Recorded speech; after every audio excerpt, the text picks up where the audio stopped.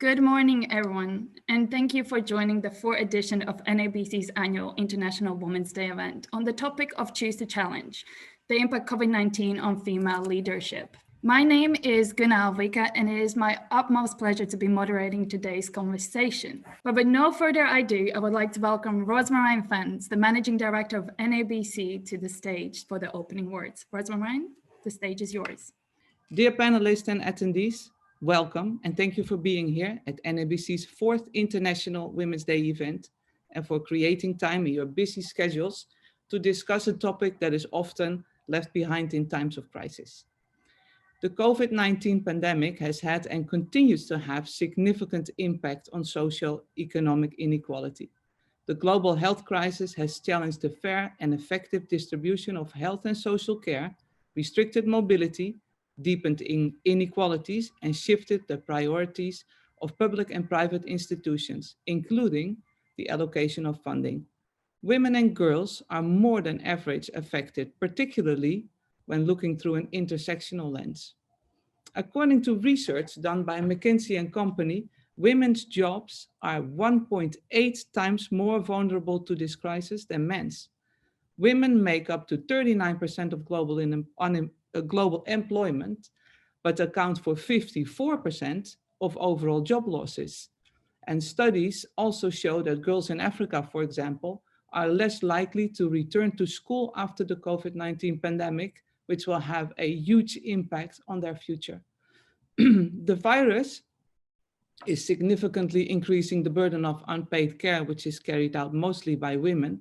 And according to research, the homeschooling of children due to school closures was and still is mainly done by mothers. This, among other factors, means that women are losing their jobs faster than men and that stress and burnout symptoms and related illnesses are higher amongst women. However, the health crisis has also highlighted female excellence in leadership positions. For example, New Zealand's Jacinda Ardern or Ethiopia President Saleh Work Sevde, to the female professionals at the forefront of fighting the COVID-19 pandemic. This period has shown that female leadership is needed for an effective response. In conclusion, and echoing the words of Phumzile Mlambo-Ngcuka, the Executive Director of UN Women, it's time to build back better by placing women at the center of decision-making. Or, as we just heard in the song we started with, let's go on and reach for what we want in life. Thank you very much. Today, as you can see on the right-hand side, we are joined by an all-female panel of leaders, change makers, and innovators in their own right to unravel the impact of COVID-19 on female leadership, from challenges to opportunities, as reflected in Rosmarijn's speech as well.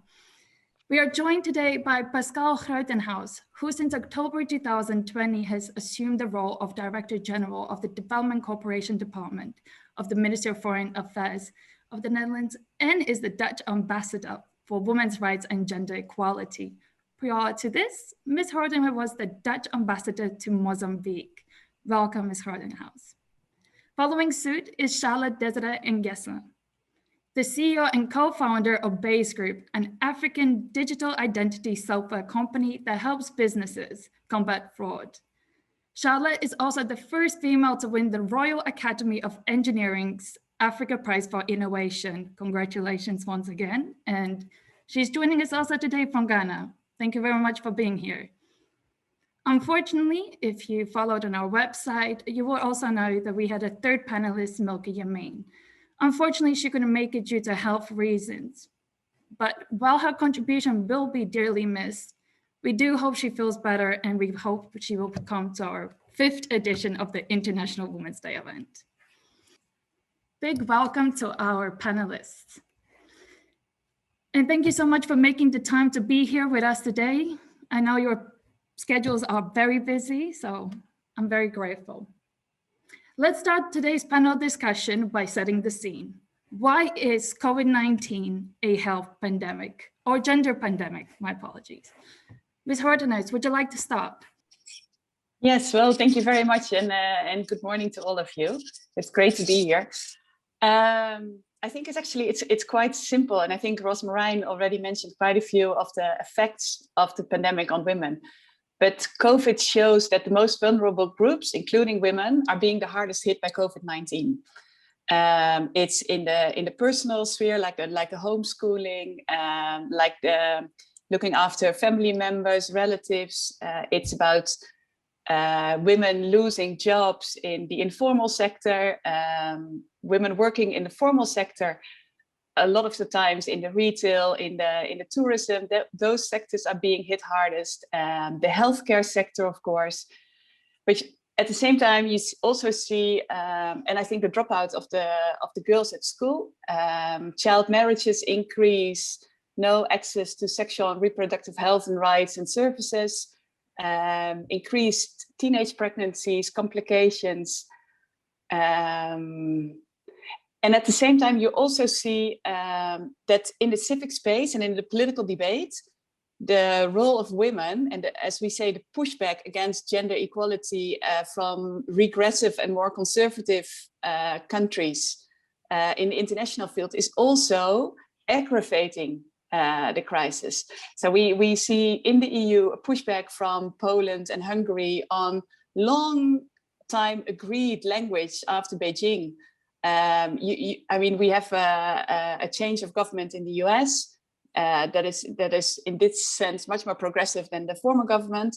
But you see also in the political sphere that actually gender equality is under pressure, despite the clear evidence that the COVID crisis actually retracts about 10, 15 years of development impact. So if there's any time to talk about gender equality and women's rights, this is it. Great. Charlette, from your personal perspective, how has COVID-19 impacted your line of work, since you are and in technologies particularly? Yes, thank you so much for having me. And from my perspective, like, we know during that time, there is a lot of challenges for businesses, and a lot of tech businesses has to reduce the number of employees, and women was actually or more like affected by that issue. We got a lot of women without a job, unemployment, and it was really sad. And at the same time, we had to start working remotely. So it was very hard for businesses to adapt to this new workflow, right? Like having your team in a physical way and now work remotely with that people and see women working at home. You know that women have this kind of engagement with some tasks related to family, and it's much difficult for them to be able maybe to manage the kids at the same time, or maybe having a call or a meeting call with a co-employee, so co-worker. So it was very hard for them. And for all of us, actually, for all of us, it was very hard. And I mean, it was also a time also to reflect, to refocus our energy and what we want to do next in terms of objective and things like that. But it has COVID-19 actually have a high impact of many of us, even in terms of mental issue. We had a lot of violence, gender-based about women during that time of quarantine, because a lot of women were staying at home. So if violence partner, it was very hard for them. So there is a lot of issue that happened during that time in the workspace, and a lot of things have changed. Yes, so I think we have a time to talk about that yeah. Great. Actually, follow up, Charlotte, you are very much in a field in STEM that is usually dominated by men when we look at technologies. Obviously, when it comes to medical care, this is usually known, the women are at the forefront. But when you see that females are underrepresented in STEM, especially in your field, how do you feel the sector is responsive to COVID-19 in terms of making it more gender inclusive? Okay, so I've seen few activities about that, like organization was trying to to promote tech, STEM to women, but it was difficult because a lot of girls were staying at home, they don't have access to connectivity to internet, so they cannot access to the right information. So they don't have access to that kind of opportunities. So it was even more worse because it was now hard to target this type of minority in the industry. And we know for a few women in tech, I think for them it has been different because they have an opportunity right now to to get access to some opportunities, to say that, okay, it's kind of online courses available. They were promoting like we need more women joining us. So it was a good way for them to get access to that kind of skills, right? And a lot of people, a lot of women I've seen in my industry, I've seen some women, not a lot, but some women in front of that, of different solutions related to COVID-19, but it was still sad because we still have few women in terms of making decisions, right? And when you do this kind of analyze, we feel that we can say that we all know that when women have this kind of decision-making power less than men, all needs are not going to be met, right? Because they're not going to be met because, and we are talking about inclusion. We are trying to bring solutions that can be really effective, that can solve global challenges. Right? COVID is a global epidemic, the global challenges is affecting all of us. But if in terms of building the solution, in terms of making decisions, you don't involve anyone, it's very sad. And unfortunately, we build some solutions that are not going to meet women's needs, or we see some people left out, and that's going to create some exclusion, unfortunately. And I feel that that's what happened during COVID, but for few women in that industry as well, they were able to take advantage and be in front of that thing, but it was few women. So you see that kind of issue, like in terms of inequality, the gap still there. So we still need to push this and still working to work more about that and make sure that maybe next week after the pandemic, we're still working on that, bringing more women in this industry to make the decision more inclusive. Yeah. Great, thank you, Charlotte. Speaking also of underrepresentation, Pascalle, we also know that still in the government positions, it is still women are heavily underrepresented. So a similar question to you, knowing this or keeping this in mind, how has this affected the way governments respond to COVID-19? Yeah, I think UN Women actually this week launched a report about that looking at the COVID task force like we had in the Netherlands. I think 1 in every 5 task force, there's not even a woman involved. So what you see often in a crisis that people are looking for, I think we saw that in the Netherlands as well, the first debates in parliament about COVID crisis, they were all tall guys in a blue suit. There were no women at the table. You can even see it within our own government. And it just shows across the world. I think there are a few good examples. You mentioned New Zealand as being a really good example. I think there are quite some people saying, well, on an island, it's also easier to contain it. But the fact that women are not involved in crisis teams is just insane. Because if you look at the budgeting, but also the transformational policies, you need women at the table because you miss things. I mean, we have so many evidence also from involving women at the peace processes. If you don't do that, then the peace is not sustainable. If you don't involve women in crisis task teams, then the solutions you will provide are not sustainable. Then the budgeting is not right in a very well and sustainable manner. And then you run the risk that you actually fall into another crisis. I think the COVID crisis could very easily turn into a gender crisis. You have the shadow pandemic on the gender-based violence, as the Secretary General of the United Nations mentioned. But also if you don't finance some of the consequences from the COVID pandemic rightly, you will just lose so many years of progress in the gender equality field. And that actually, it's not only right from a moral or a human rights point of view, but also from an economic point of view, it doesn't make any sense. So yeah, it's really difficult. And we just had elections in the Netherlands. And I think many of the Dutch parties and civil society are actually calling for at least a government where there's an equal gender participation. So I think one of the silver linings of this crisis is also that I think women are fed up. So they speak out much more, and also men speak out more. So I think, and through like virtual events like today, but also with the youth groups or the climate action. I think there's much more. It's easier to connect to each other and to make your voice heard. So I see that as a silver lining, that we just call upon the governments, and the UN does that too, to have at least a gender parity in task teams, in government, because it makes sense. Mm-hmm. And actually, it makes really poor sense if you don't do it, because then you backtrack. No, indeed, fully agree with that.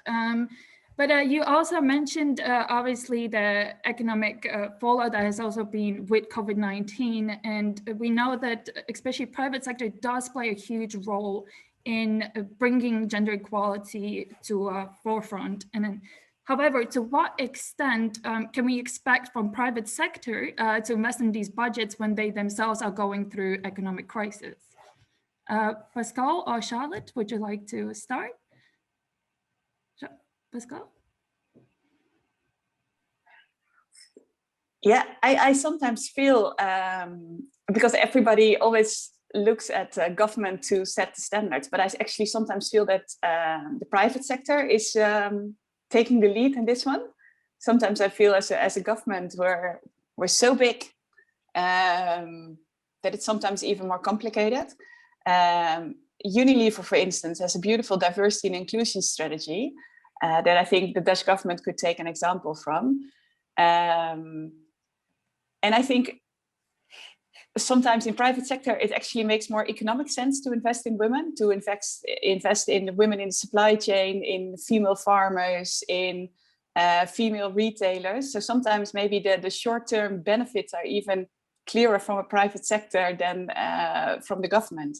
And I think from the government side of point of view, we need to invest in childcare, in daycare, in education systems, in campaigning for the STEM, as Charlotte just mentioned.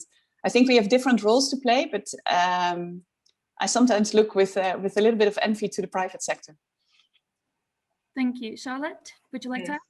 Yes, I do agree with Pascalle, because in my side too, I've seen that there's a lot of work that has been done in the private sector, that in terms of government, and maybe because they don't feel involved in the same kind of industry. But I feel that, and in the private sector organization, because actually when you talk about women inclusion, it's actually more like a topic, like in 2020, the topic, right, 2021, and some private organizations are using like more as a strategy. I mean that if I'm a woman in my company, in my organization, I can say that, okay, I'm also part of this inclusion stuff, so they work hard about that.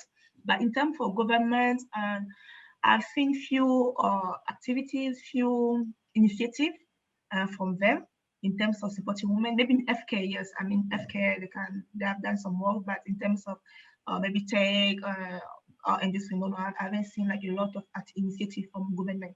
But I've seen a lot of private sector, like organization, companies, international companies, where they are giving access to women, like giving access to online courses, to training, to even some grants sometimes. So there's a lot of very few initiative there. And we can see that things are moving. I mean, that even is more like a strategy for them, by still helping women to be more involved, to get access to that kind of opportunities.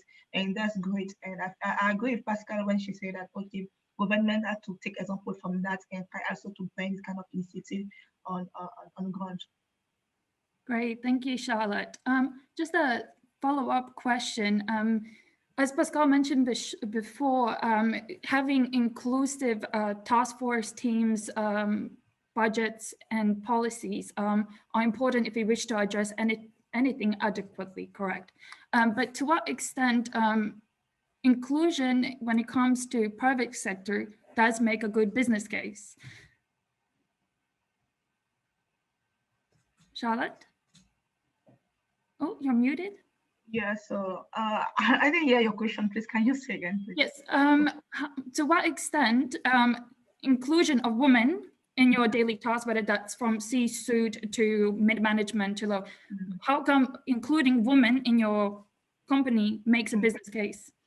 Okay, that's actually a good question, because when you are building a product today, we are thinking about like having this kind of intern policy and extern policy, right?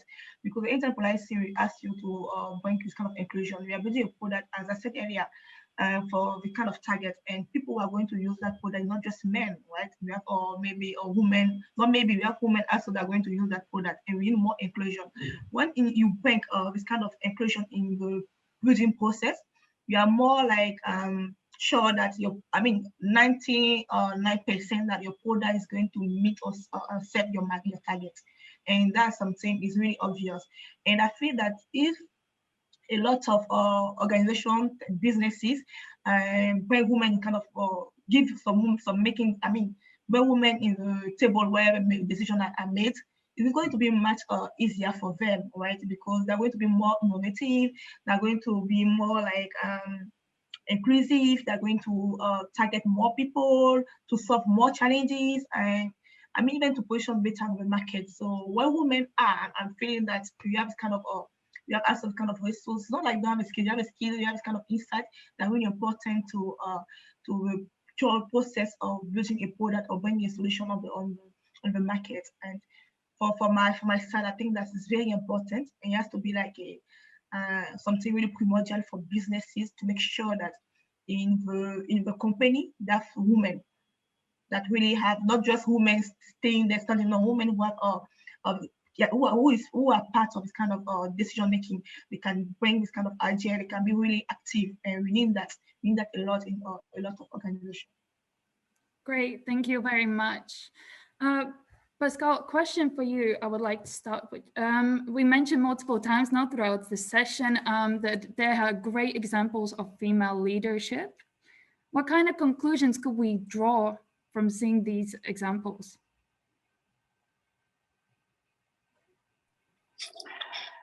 Yeah, it's difficult to generalize these things, because I think we've also seen male leaders doing really well. So it's always difficult. You need both sides, I always say. You also need the man. But I think what we've seen in the COVID time is that women tend to be more looking into collective responses.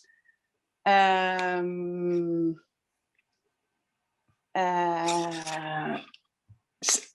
more, I don't know if I find it difficult to generalize, but it's more collective than individual, more collaborative than competitive, more coaching than hierarchical.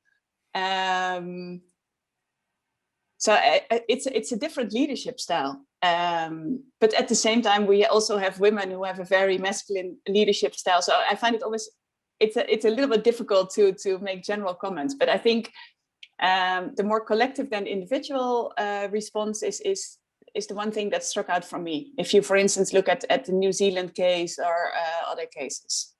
Yeah. Great, thank you, Pascalle. Charlotte, would you have anything to contribute? Yes.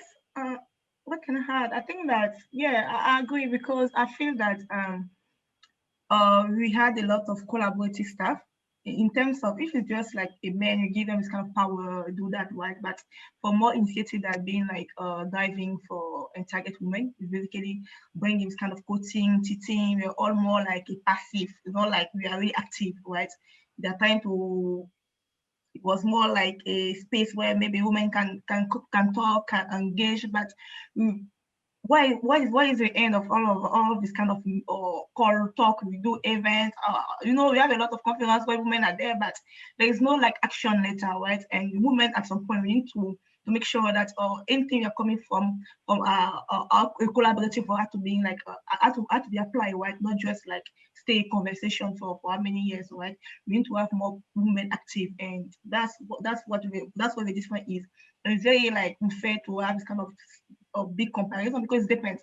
As Pascalle said, we have seen some women doing so well in terms of leading a company or leading maybe be at the head of a country, and we have seen also some men not doing like well.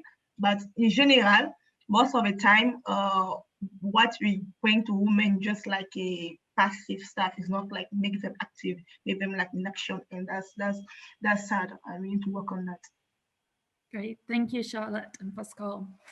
Now, it is clear that the global pandemic has not been easy on anyone, but I feel it has also offered opportunities for women in leadership positions, like flexible working.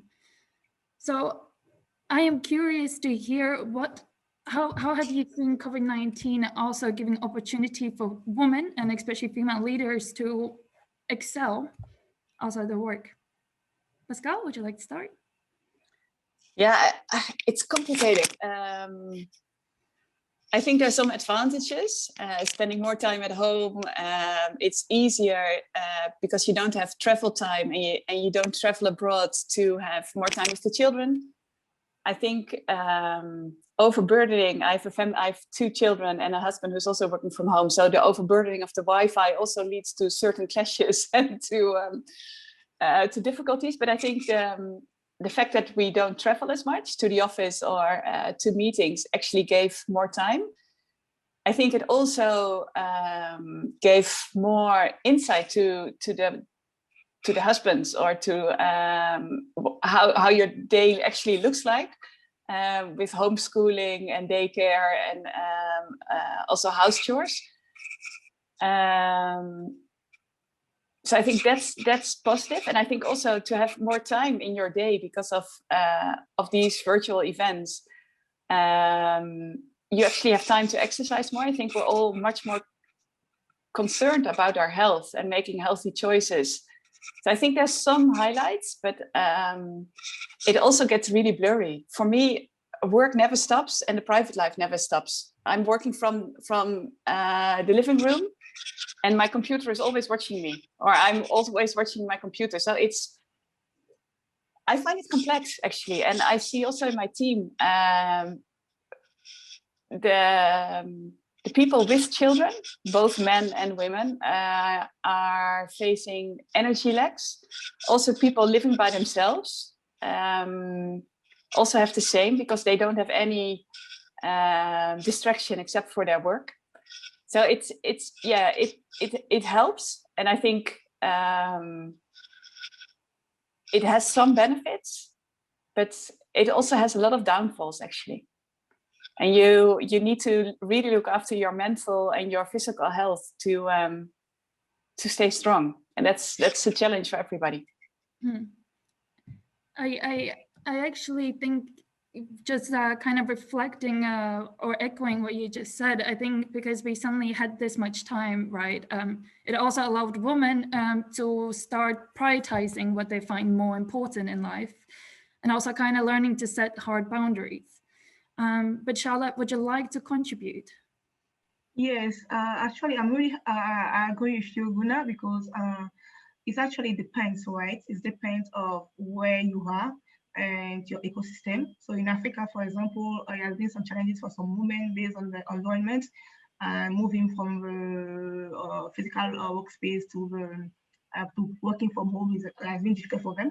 But in terms of opportunities for women like us, I mean, women who are already part in this kind of tech company, it has been a good time for us to reflect, right? Because COVID was bringing a lot of challenges on the market. So it was a time for tech entrepreneur to reflect about that, to know, like to try to fix like what has to be like your next step, what you need to do in terms of your personal growth and or work on yourself. And a lot of women were using that opportunity. In my industry, of course, in my industry, I mean tech, using that opportunity to improve their skills, to learn more, to be better in something, to be an expert. For myself, for example, and I've done a lot of certification during that time of quarantine because I was like, I'm living alone, like I don't have this kind of any engagement, so I was more like flexible to do more stuff and to even explore more opportunities for my startup, right? To identify new use cases for my businesses.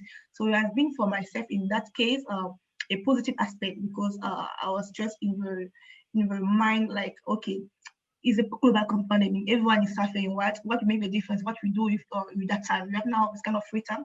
You can go out, we can see family, you can travel, and you are locked in Ghana. What do you want to do? You have internet, so take advantage, explore explore internet, get access to opportunity, and make sure that you are learning something.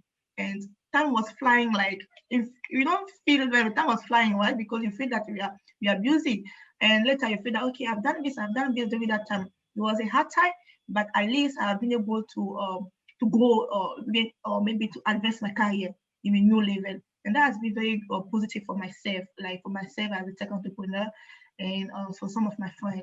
Now I understand, as I say, I understand that it depends on where you are. It depends on your ecosystem. So if you are in a hard ecosystem, or maybe things are not really hard, it's not really right, you can have kind of mental health, mental issue. I've seen some friends who are struggling with kind of mental health, depression, stress. So there's been a hard time for them as well. So yeah. But in general, a pandemic can be 100% like a good thing, right? So because there's a lot of hard times, so we can have, it's just us, you can get you can transform it at time in an opportunity for ourselves. It's depend of us, I think so. Yeah. Great, thank you, Charlotte. Before I move to the next question, I would like to remind attendees, if you have any questions but do not wish to join us on the virtual stage of the Q&A, please leave them in the Q&A function. Make sure to optimize chat function for introductions and networking. It's not the same as if we were physically, but it's an opportunity, so take it. Now, Charlotte, you are very much in innovation, so I am curious to what extent resilience and innovation played a role in mitigating the economic impact of COVID-19. Also, Okay, from your personal perspective, of course. Yes, actually, I think that I talk about our work, what we do, because it's actually an example about like a solution we bring. What we are doing can actually solve a lot of challenges that we during that time. And I think when we started building our product, it was in 2018. So we built a online identity verification, and we're using facial recognition as the biometric technologies. And we know that in Africa, people are more like they know more, but they're more familiar with fingerprint, right? Because they're not really like it's not easy, like not like people are not using a lot or other biometric technology like facial recognition or iris, right? It was more like fingerprint. So for us, it was very hard to communicate to our target, because they can see that, okay, your solution can solve a big challenge in terms of EKYC, in terms of identity issues. But are you sure that that's the right technology for our target? So they're really concerned about that. So it was hard. But during that COVID-19, and a lot of people was able to understand that actually the technology really improved, because in a lot of conversation, a lot of conference, we're talking about facial recognition. The only one of the only biometric that can don't require like a physical contact, right? And we know that COVID-19 was a time where a lot of people were staying at home. Banks needed to work, but they can't even provide their services to their clients, but nobody can work, nobody can go out to have access to the services. And there's a lot of exclusion, right? And now this organization, even traditional organization, have to think about how I can digitalize my services. How I can bring tech into that solution I have, right? And for us, it was a good time to came back with our solution and has kind of few cases in terms of online onboarding, showing that you can do a lot of stuff with our solution, because an API you can integrate to your services. You can give access to anyone in Africa, just be able to verify that person using facial recognition. In this time, you don't need to have this person physically. It's like you are just transfer your physical process into a digital process, but with a high level of security. And people was able, okay, to understand better. It means that at the beginning, before COVID-19, we're taking a long time to go to business, but now when you talk to them, they understand actually what you do.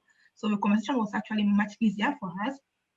Even that we have closed our first deal. So it was actually a good period. It was a good case to validate our solution. Let's say a good use case is to validate our solution, right? And yeah, so I've seen also other people, tech people working on new projects, or people was trying to think about innovation. We have lots of challenges, how you can solve that. And I've seen a lot of solution online. People was trying to talk about the solution, and it was a time of not innovation, but of reflection. People were trying to reflect on what was happening, like identify different challenges and try to work together. I've seen FK working with tech people. I've seen like education move like we don't have access to school. We do online e-learning platform, for example. A lot of e-learning platform was coming, and it was like a time for people, tech entrepreneurs, to reflect and to bring like on the ground a lot of tech solution. And Africa was like let's say a hub, because even investor.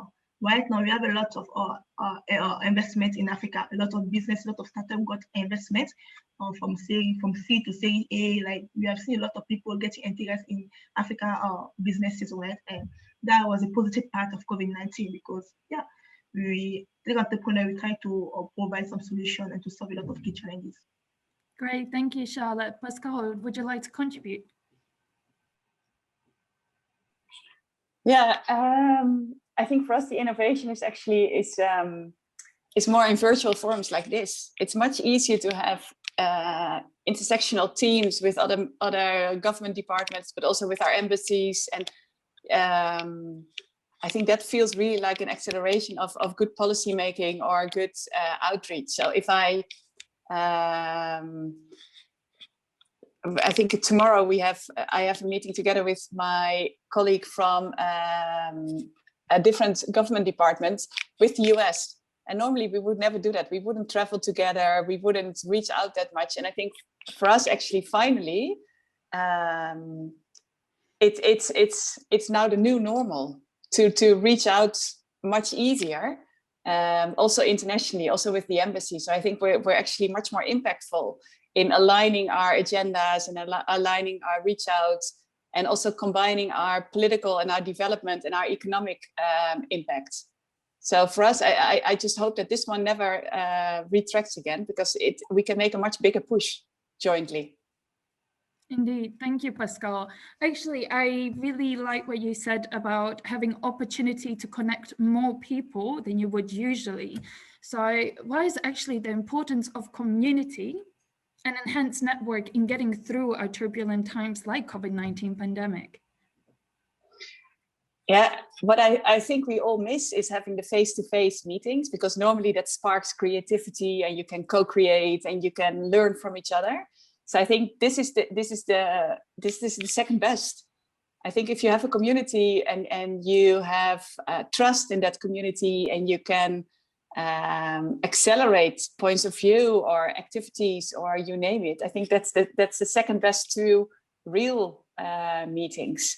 And actually, I think we've learned to become so good at it because everything goes through the screen, that you can do the most complicated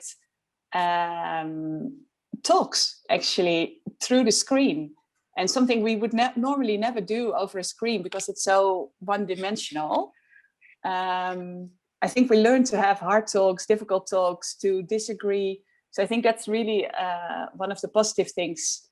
Also looking from a climate perspective, that we don't have to travel all the time, but also that you, with a community, you're much more impactful than by yourself. And it's actually also good that you can take along other messages, and you can take along other messages from other departments in similar calls. So I think that's something that is really an opportunity that I think we should keep. And at the same time, we also have to be aware that it's not a false inclusivity, because we only actually interact with people who have access to the grid and to have access to a mobile phone and access to Zoom and data. And I know from Mozambique, I think 80% didn't have access to the grid, and data are quite expensive in Africa. So we also have to be very aware that we don't take for granted that this is the new normal, and look for ways to actually include people that we need to include, because otherwise we run the same risk to have a not inclusive response to the COVID crisis. So after the COVID crisis has settled down, we have to see if we can maybe have a hybrid solution or something, where we use the good things, but also be very aware that it's not that inclusive at all. Indeed. Well, we are coming to the part of Q&A, but before we head in there, I would ask the last question. From a personal perspective, if we look at COVID-19, we are now heading into second year. What kind of lessons can we draw from this time? And if you had to pass it on to a fellow female leader, what would you recommend them? after learning all of this? Pascalle, Charlotte? Oh, Charlotte? So from my own experience, I can say that I always use like this kind of challenges to consult these opportunities. Why? Because where we have challenges, we have opportunities. And as a woman, right, not just as a woman, as human being, and we can't just like sit and relax. And even like women, we have this kind of challenges out even before COVID. We're not really like everywhere in terms of taking decision, everything. So in kind of crisis, and that's where we can show up, right? And not be scared to like just stay calm. No, just show up because we have something to say. We have something to bring. We have a lot of input to bring on the out, right, to talk to. So we need to use the kind of opportunity to talk, consult any challenges and opportunities. There's a lot of things women should have been able to do at that time, because in terms of solving issue, women actually good. Naturally, we solve a lot of issue in our family area, like it's natural. In terms of bringing a solution, we are good at that. So we need to be to always think about opportunities. While you can see any challenge, you can think about opportunities. That's what I've learned for that period, because I used that period. It was a lot of challenges. I was hearing like it's hard, but I choose, because first thing to choose, I chose to challenge myself, right? I chose to challenge myself, and I chose to confirm that in terms of opportunity and bring something out of that. And that's what we all need to do. Thank you, Charlotte. I like that you mentioned it's all about also about mindset, right? How you position yourself. But Pascalle, would you like to contribute? I think Charlotte said it really beautifully. To challenge yourself, to keep the motivation and the energy high, even though it's sometimes very difficult. And I also would like to challenge the pushback, actually, that I mentioned before. I think it's really not helpful to have such a mind in many of the countries. In a post-COVID time, I think we need women to be at all the tables, and actually also during the COVID crisis, because it's just much more effective. So I would love to challenge myself, but also all the other women out there to take up their seat and to use the influence that you have. And I think I always love the word sisterhood. And I think we have to be that community, and also to open up that community for other women wanting to join. So I think we always had that responsibility, but now even more. Great, thank you very much. We are now heading into the Q&A. So please, if you have any questions, use the raise hand function below. And then I will invite you to join us on the stage to ask your question. I don't see any hands up yet. Any questions?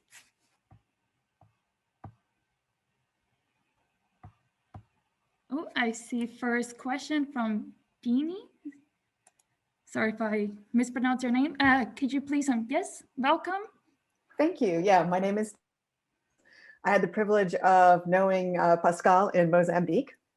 And I think one thing that would be really helpful for me, I'd love to know who, just one woman that, or maybe even a man that you had in your life that inspired you in your career. And secondly, could you tell us, maybe give us a practical example of one woman that even right now you're mentoring in her path to leadership? Thank you. Thank you very much.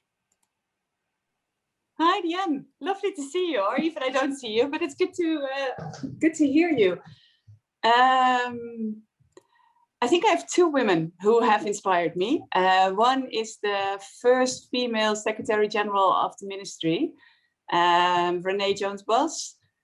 I remember her because she always had eye for young people. So when I was a very junior diplomat, she read all the reports and she gave advice and comments. So that really inspired me. Also to have a role model that goes to the highest position within the ministry and still being herself. So I think that's something. And the other one who inspires me is my almost 15-year-old daughter.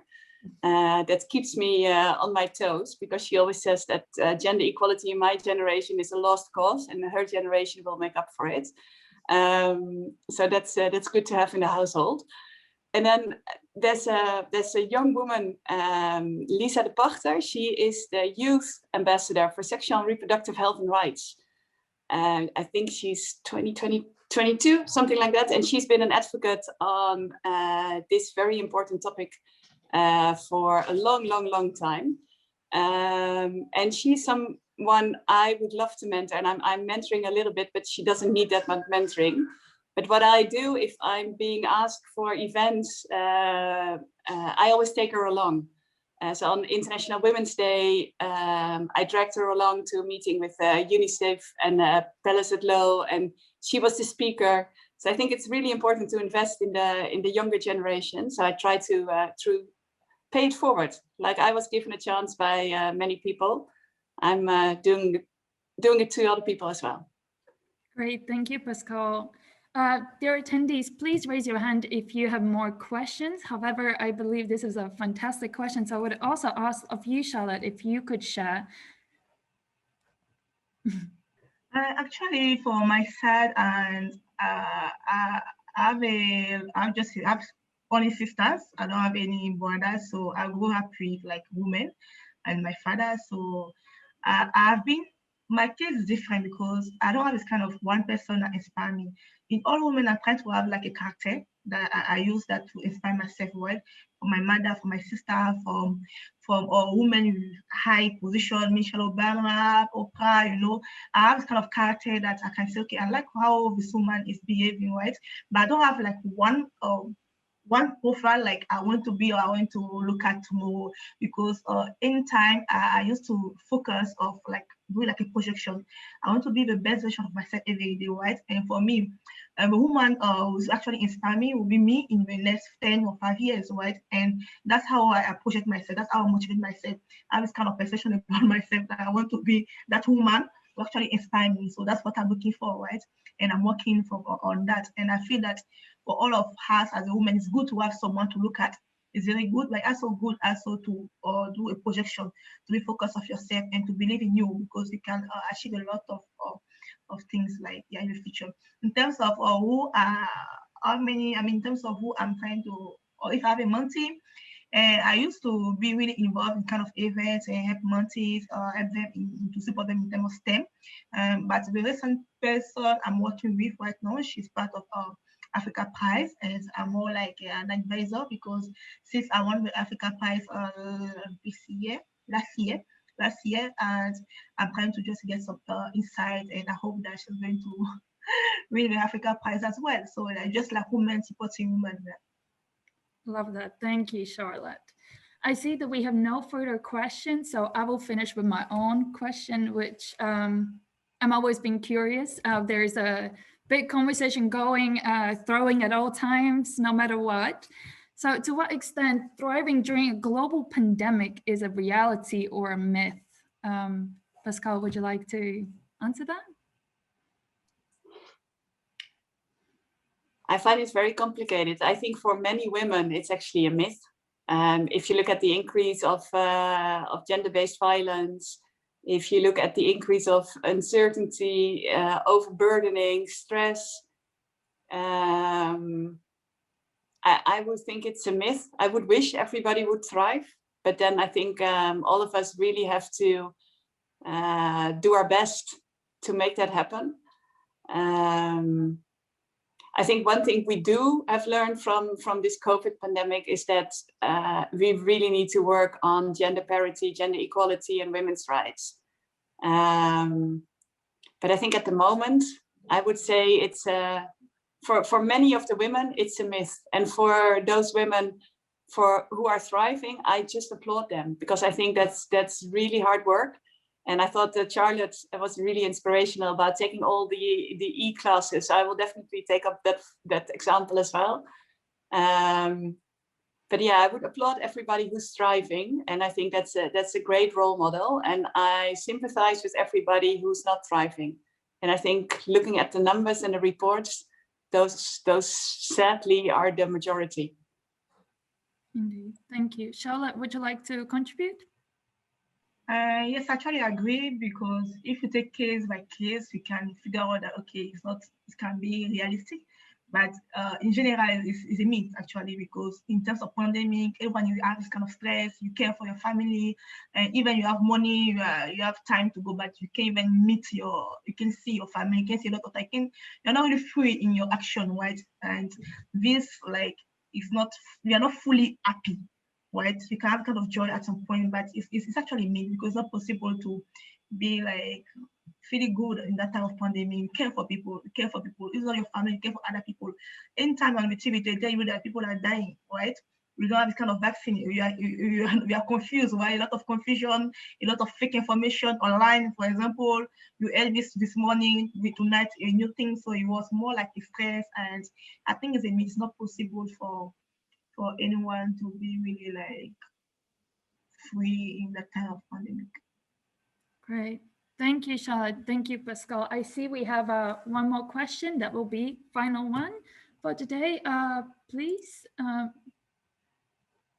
Virginie, welcome to the stage.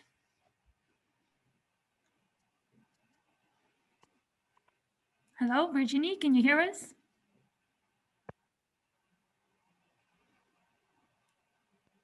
Hello, Virginie. All right. Unfortunately, we cannot hear you, so I will push you back to attendee status. Now, thank you, Pascalle and Charlotte, very much for your contribution to this conversation. And of course, thanks to everyone who engaged. At NABC, we've been working on something special. For this reason, I would like to invite Marina Diboma, the Deputy Managing Director of NABC, to the stage to introduce you to the Nana Benz Business Club. Marina, the stage is yours. Thank you very much, Guna. Good morning, everyone. And thank you again to Charlette and Pascalle for their insightful contribution on the topic we're discussing today. Today, it's just like the song of Anouk, it's a new day, literally also for us as an NABC. As you can see in my background, NABC is celebrating 75 years this year. And I would like to take you back to in that history. NABC was set up by a strong business person, and throughout the years, we've seen that the community of NABC has very much been represented by men. If I look back at the countless trade missions I've been part of, I've had the opportunity to lead, there were, most of the time, I think I was the only woman. And when lucky, there was maybe one woman representing a business organization from the Netherlands that was going to Africa. And in contrary, in Africa, yeah, during meetings, you see, I witnessed a lot of women joining our activities there.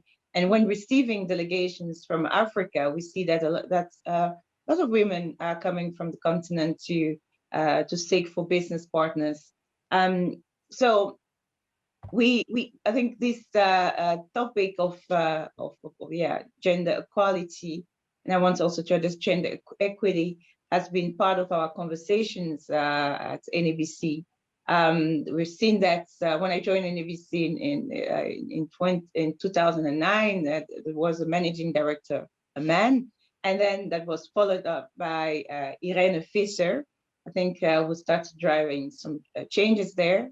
And when she left, we had Peter de Ruiter, and today we have a female, majority-led leadership at NABC. Myself, together with Rosmarijn, who's chairing, and we have a very diverse team and majority represented by women from different backgrounds. And 4 years ago, we initiated a celebration of Women's Day at NABC.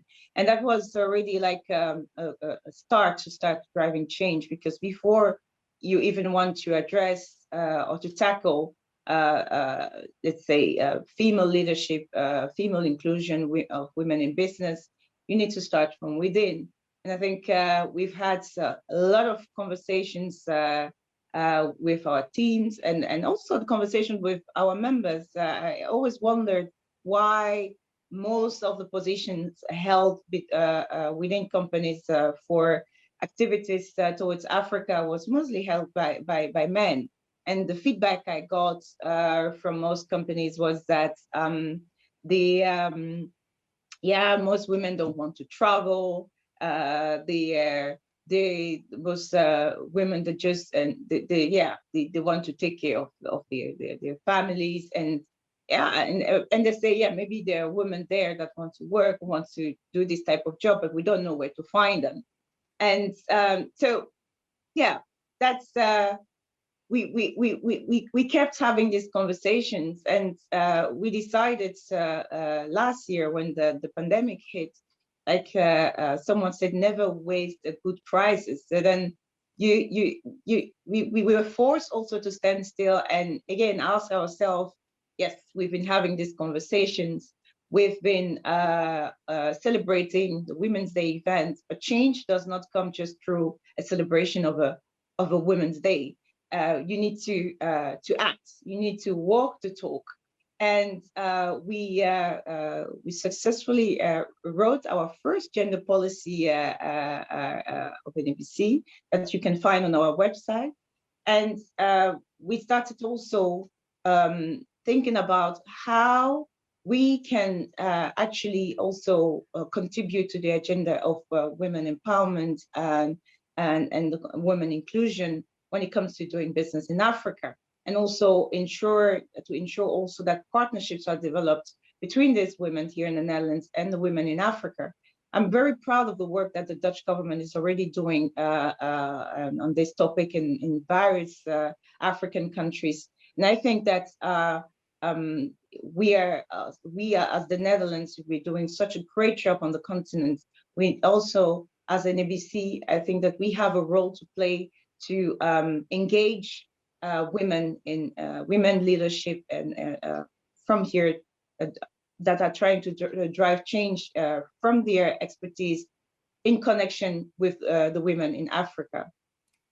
And that's why when we were thinking about the name that this initiative will be called, we also wanted this to be inspired by Africa. And I would like to ask Guna to show the screen. The name that we decided to choose is Nana Benz. I'm not sure if you know what about the Nana Benz. Nana Benz, the Nana Benz Business Club is the name that we gave to our initiative. The Nana Benz, within the name you have Nana. For those who speak French, it's a very common word in French to say ladies. And Benz is derived from the Mercedes Benz. But Nana Benz represents the women, the business women in Lomé, in Togo, who dominated the textile sector in the 70s and until the early 90s. And it's still there as represented as the spirit of strong women, female leadership, and this is why we decided to reuse this name as the name of the initiative that we are launching today. And so inspired by the Nana Benz of Lomé in Togo, we designed this Nana Benz Business Club with a mission then to support and elevate female leadership through business community support and knowledge exchange. I think that was various times mentioned by Pascalle and Charlette. We need to build that sisterhood community. We need to empower each other. We need to also enable exchange, enable partnerships. Next slide, please, Guna.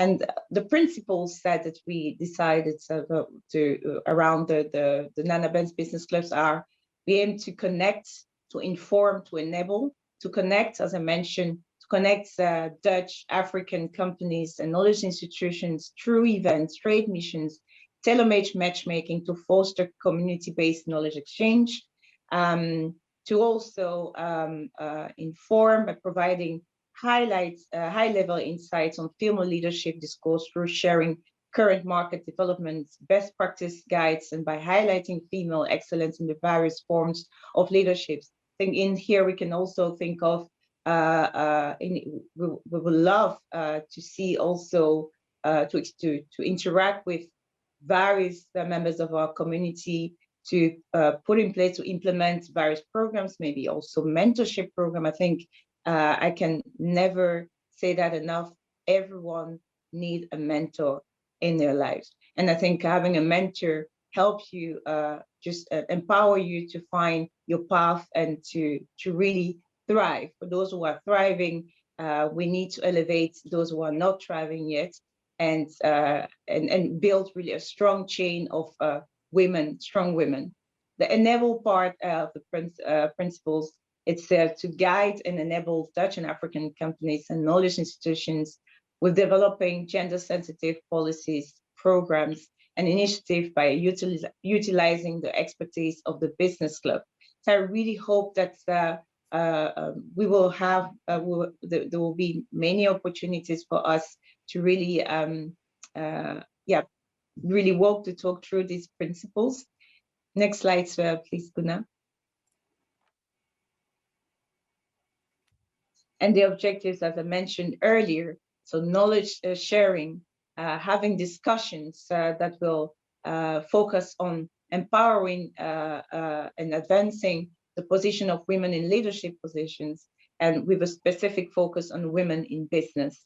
We also, with the Nana Benz Business Club, aim to strengthen the business network of the Nana Benz Business Club members through events, trade missions, and media campaign. I think the visibility of these of women driving change is key to answer the question of the companies we spoke with. Where do we find them? So we're going to make these women visible, build a support system for business and knowledge institutions seeking to advance their efforts in creating gender-sensitive business cultures, and host events with external experts from diverse professional backgrounds to raise awareness about the opportunities and challenges of women in leadership in a variety of fields. I think having the kind of conversation that we've had today, we've listened to today between Charlette and Pascalle. We need to have more of these kind of moments, not only to talk about what is going well, but we also need to talk about those challenges. Where is the pain, and how can we ease the pain? And it's not only a matter of women among themselves to ease the pain, but also to invite men to be part of this conversation. There is no gender equality without men. We are all in this together. If we want to thrive, really change and advance gender equality, empowerment, and have a strong contribution of women, men need to be also part of this change and these conversations and initiatives. Next slide, please, Guna. And as you know, NABC is a community of private sector represented. In our community, we have small companies, startup companies, we have small and medium enterprises, multinationals, but also NGOs, knowledge institutions.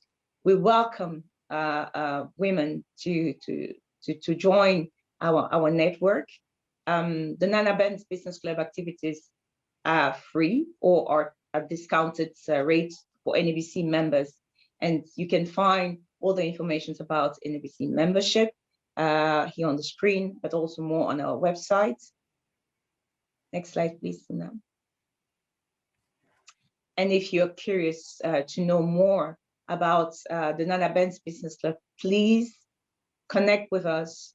Guna, Alvika, my colleague moderating this event today, is the main contact person for the Nana Benz Business Club. It's a new initiative. We need your input. We need many of you to join us.